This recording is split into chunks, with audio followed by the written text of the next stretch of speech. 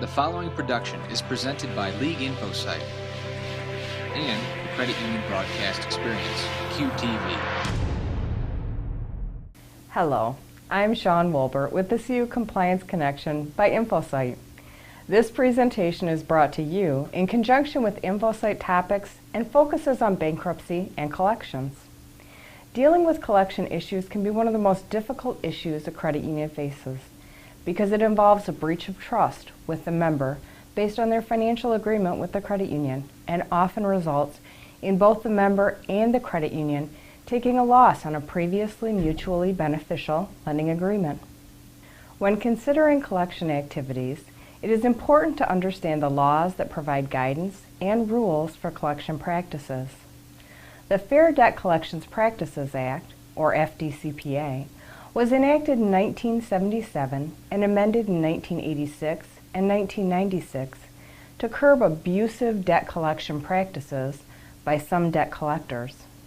When collecting their own debts and using their own name, credit unions are not required to follow the FDCPA. However, many credit unions still choose to follow parts of its guidance as a courtesy to member borrowers. The FDCPA does apply to credit unions that regularly collect debts for other unrelated institutions and/or perform collections under a reciprocal service agreement. Typical such agreements result from a credit union soliciting another credit union to assist in collecting a defaulted debt of a consumer who is relocated. This includes assistance in repossessing collateral. A credit union must also comply with the FDCPA if it uses a name other than its own name when pursuing collections. When the credit union acts as a debt collector and is subject to the FDCPA, the credit union must not contact third parties, including employers, except to obtain information on the debtor's location, contact the debtor at an unusual time or place unless agreed to by the debtor, and calls are prohibited between the hours of 9 p.m. and 8 a.m. Abuse or harass the debtor or any other person in the collection of a debt. This includes threatening violence or using profane language. Publish a list of members who refuse to pay their debts. Communicate or threaten to communicate false credit information. Engage in unfair practices, such as misusing post-dated checks or communicating by postcard. And finally, bring any debt collection action in a jurisdiction other than that permitted by the FDCPA. With the increase in credit union mergers, it is also important to understand that recently, several courts have held that when one credit union merges into another, each loan from the merged credit union that is delinquent or in default on the effective date of the merger is covered by the FDCPA, and the surviving credit union must follow the FDCPA provisions concerning the delinquent debt that they acquire. To comply with the Fair Debt Collections Practices Act, when the credit union acts as a debt collector, it must provide the appropriate debt collection warning notice to the member in the initial collection communication. Notify the member in writing and within 5 days of the initial contact of the amount of the debt, the name of the creditor, and the credit union's duty to verify the debt if it is disputed. If within 30 days the member disputes the debt, the credit union must cease collection efforts until verification is sent to the debtor.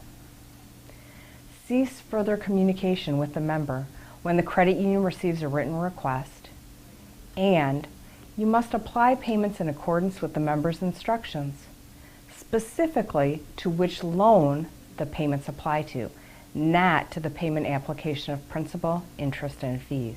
The InfoSite Bankruptcy and Collections channel provides step-by-step collection call procedures and additional information on late charges, repossession, and statutory lien and set-off information to assist your credit union in collection efforts.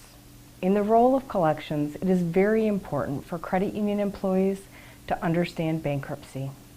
In 2010, more than 1.5 million personal bankruptcies were filed, the largest number since Congress reformed the bankruptcy system in 2005 to make it more difficult for a consumer to walk away from their debts.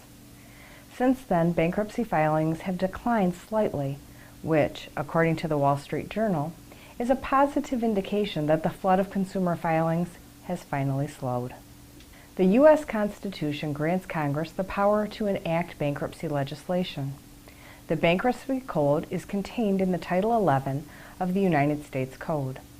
The Code includes guidance on general bankruptcy provisions, case administration requirements, requirements concerning debtors and creditors of the bankruptcy estate, and finally, provisions for the 5 different types of bankruptcy, which include Chapters 7, 9, 11, 12, and 13. Credit unions are generally only involved in Chapter 7 and 13 bankruptcies.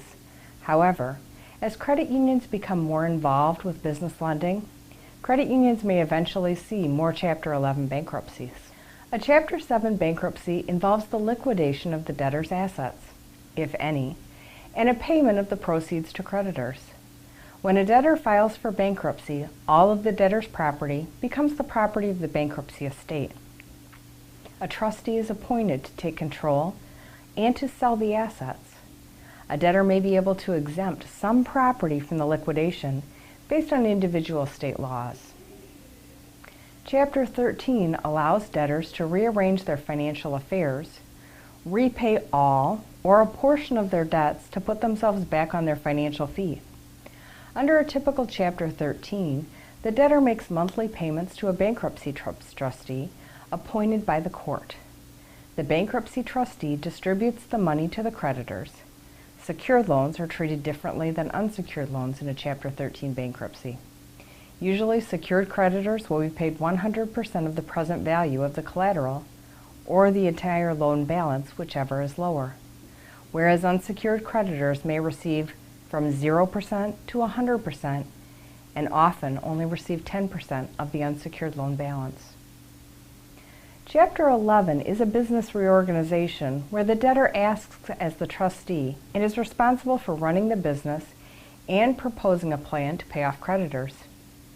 Chapter 11 is extremely complex and expensive. Few entities ever complete the process and emerge as a successful, ongoing concern. The InfoSite Bankruptcy channel contains detailed analysis, FAQs, federal bankruptcy rules, and procedures, forms, and most importantly, strategies credit unions can use when dealing with bankruptcy. Understanding how to deal with collections and bankruptcy is important due to the legal implications, regulatory violations, and risks associated with violating the Fair Debt Collections Practices Act and the Federal Bankruptcy Code. Assess the information contained in InfoSite or contact your league for more information. Thank you for joining me at the CU Compliance Connection, and stay tuned for future broadcasts on important InfoSite topics that affect your credit union. We're here to help you at the CU Compliance Connection by InfoSite, only on Cube TV. Thanks for watching the #1 compliance program for the credit union community. Stay tuned.